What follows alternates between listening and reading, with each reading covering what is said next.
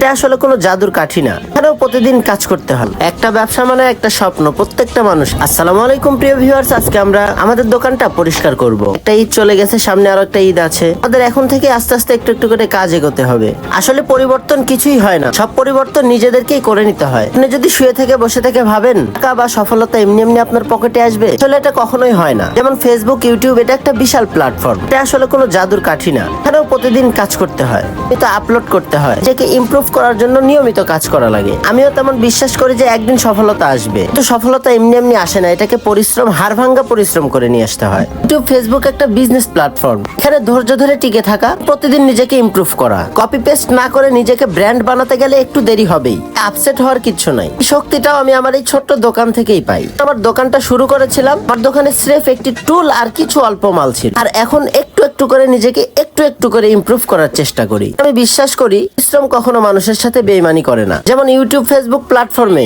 যদি content improve করতে না পারি তাহলে মানুষ দেখবে না। আসলো আর একটা হুট করে ভিডিও বানালাম আর ছেড়ে দিলাম, তা তো সম্ভব না। ওটা তো এমন ভাবে বানাতে হবে যাতে মানুষ দেখে।